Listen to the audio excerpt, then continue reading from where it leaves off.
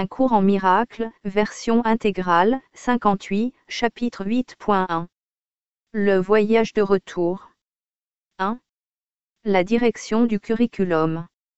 La connaissance n'est pas ce qui motive à apprendre ce cours. C'est la paix. C'est le préalable de la connaissance uniquement parce que ceux qui sont en conflit ne sont pas en paix, et la paix est la condition de la connaissance parce que c'est la condition du royaume. La connaissance ne peut être rétablie que lorsque tu remplis ces conditions. Ceci n'est pas un marché fait par Dieu, qui ne fait pas de marché. C'est simplement le résultat de ton mauvais usage de ces lois au nom d'une volonté imaginaire qui n'est pas la sienne. La connaissance est sa volonté. Si tu t'opposes à sa volonté, comment peux-tu avoir la connaissance ? Je t'ai dit ce que t'offre la connaissance, mais tu ne la vois peut-être pas encore comme étant entièrement désirable. Autrement, tu ne serais pas aussi prêt à la jeter lorsque l'ego demande ton allégeance. Il semble peut-être que les distractions de l'ego font interférence avec ton apprentissage, mais l'ego n'a pas le pouvoir de te distraire à moins que tu ne lui donnes ce pouvoir. La voix de l'ego est une hallucination. Tu ne peux pas t'attendre à ce qu'ils disent « je ne suis pas réel ».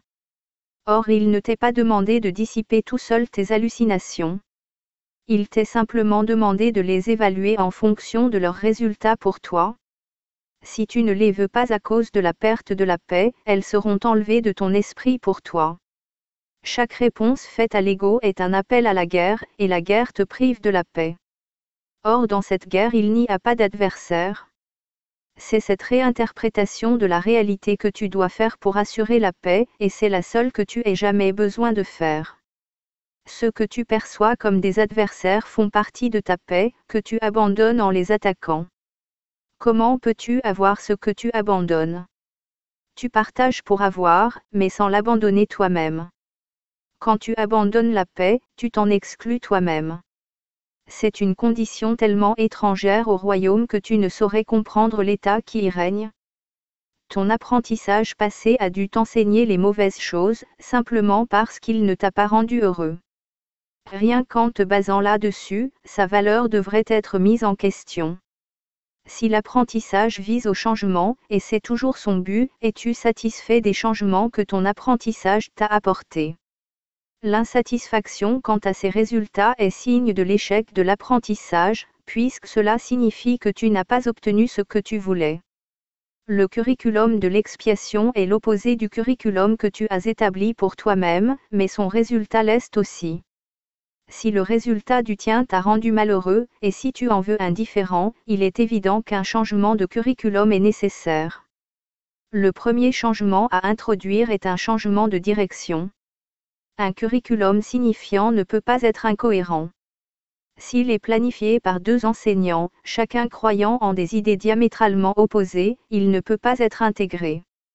S'il est mis en œuvre par ces deux enseignants simultanément, chacun ne fera qu'interférer avec l'autre. Cela mène à des fluctuations, mais pas au changement. Ceux qui sont versatiles n'ont aucune direction.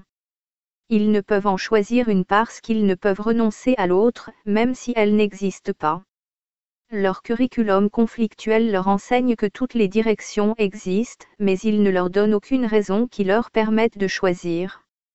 Il faut d'abord que le non-sens total d'un tel curriculum soit pleinement reconnu afin qu'un réel changement de direction devienne possible. Tu ne peux pas apprendre simultanément de deux enseignants qui sont en désaccord total sur tout. Leur curriculum conjoint représente une tâche d'apprentissage impossible. Ils t'enseignent des choses entièrement différentes de deux façons entièrement différentes, ce qui serait peut-être possible sauf que les deux t'enseignent sur toi-même. Ta réalité est inaffectée par les deux, mais si tu écoutes les deux, ton esprit sera divisé sur ce qu'est ta réalité.